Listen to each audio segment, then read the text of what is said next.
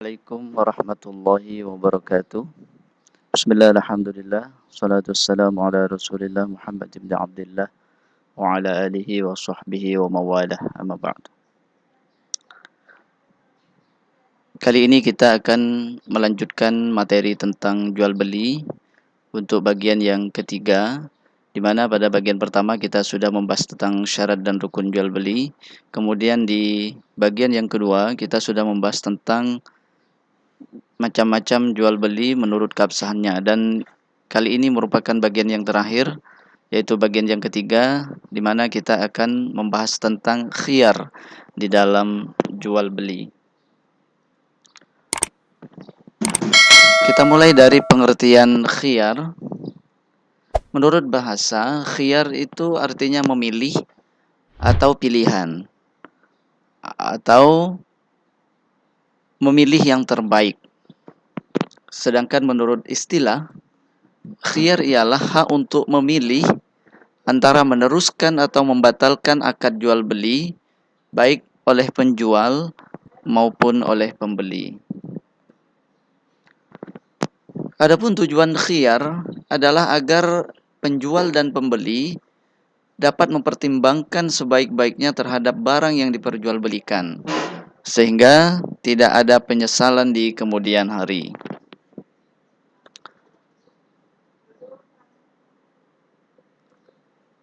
Berikutnya adalah hukum khiyar. Di dalam jual beli, hukum khiyar ini adalah mubah, artinya dibolehkan. Jadi ini tergantung pada kesepakatan dari penjual dan pembeli. Jika mereka sepakat untuk melakukan khiyar, maka terjadilah khiyar.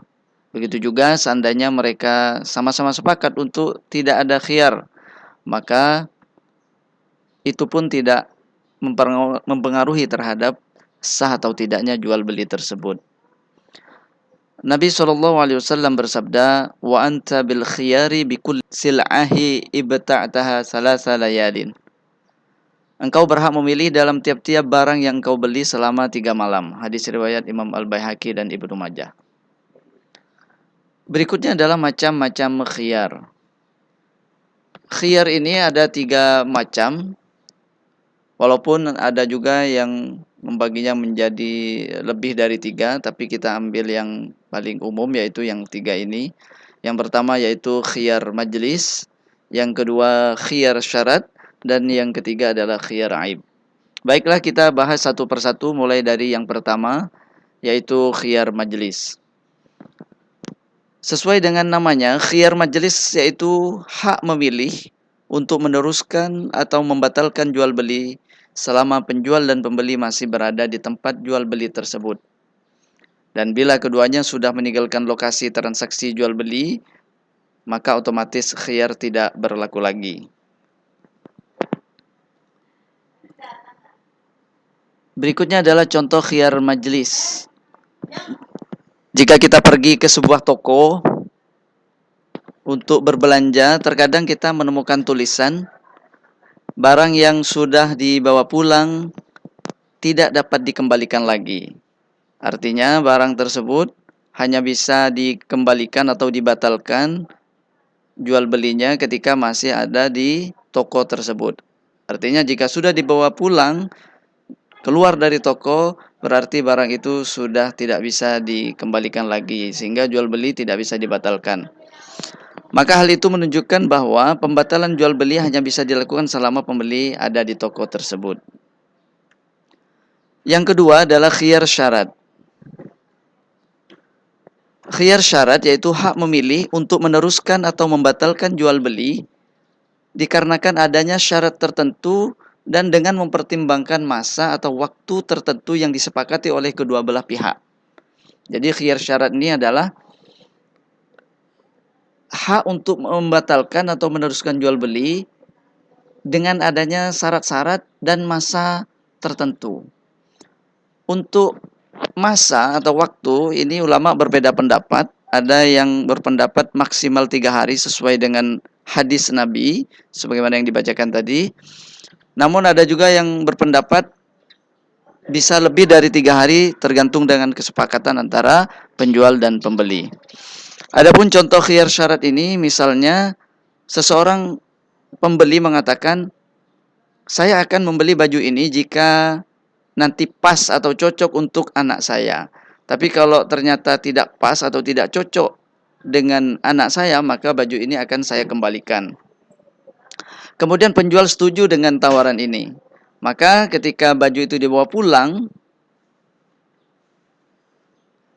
tinggal disesuaikan. Jika tidak sesuai bisa dikembalikan, jika sesuai maka jual beli dilanjutkan. Nah, jika penjual setuju maka terjadilah khiyar syarat dalam hal ini. Yang ketiga adalah khiyar aib. Aib artinya cacat atau celah. Jadi khiyar aib ini yaitu hak memilih untuk meneruskan atau membatalkan akad jual beli apabila ada cacat pada barang yang diperjualbelikan, yang mana hal itu tidak diketahui oleh pembeli ketika melakukan akad jual beli. Jadi syaratnya cacat itu tidak diketahui pada saat jual beli. Baru ketika pulang ke rumah misalnya barulah ketahuan cacat itu. Maka jika ada kesepakatan antara penjual dan pembeli bahwa jika ada cacat boleh dikembalikan, berarti khiyar aib sudah terjadi. Contoh khiyar aib, misalnya seseorang membeli baju di sebuah toko. Setelah sampai di rumah, rupanya ada sobek pada lengannya yang itu tidak diketahui ketika dia masih ada di toko tersebut. Maka baju tersebut dapat dikembalikan lagi karena adanya cacat tersebut atau diganti dengan yang lain. Baik, yang terakhir adalah hikmah khiyar. Satu, khiyar ini bisa menghindari terjadinya penyesalan antara kedua belah pihak, baik penjual maupun pembeli. Kenapa? Karena dengan adanya khiyar ini, keduanya memiliki waktu untuk benar-benar mempertimbangkan terhadap apa yang dijual atau apa yang dibeli. Sehingga dengan adanya khiyar ini, maka penyesalan itu bisa diminimalisir atau bahkan tidak ada sama sekali. Yang kedua, khiyar ini bisa memperkecil kemungkinan adanya penipuan. Kenapa? Karena keduanya memiliki kesempatan untuk berpikir atau mempertimbangkan terhadap transaksi yang dilakukan.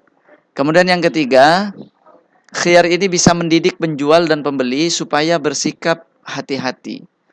Jadi ada kesempatan untuk benar-benar mempertimbangkan sehingga kita bisa hati-hati terhadap apa yang kita lakukan. Dan yang terakhir, khiyar ini menumbuhkan sikap toleransi antara penjual dan pembeli. Saling memberi kesempatan, saling memberi kemudahan untuk benar-benar berpikir terhadap apa yang dijual dan apa yang dibeli. Demikian materi tentang khiyar dalam jual beli ini. Semoga bermanfaat. Terima kasih. Wassalamualaikum warahmatullahi wabarakatuh.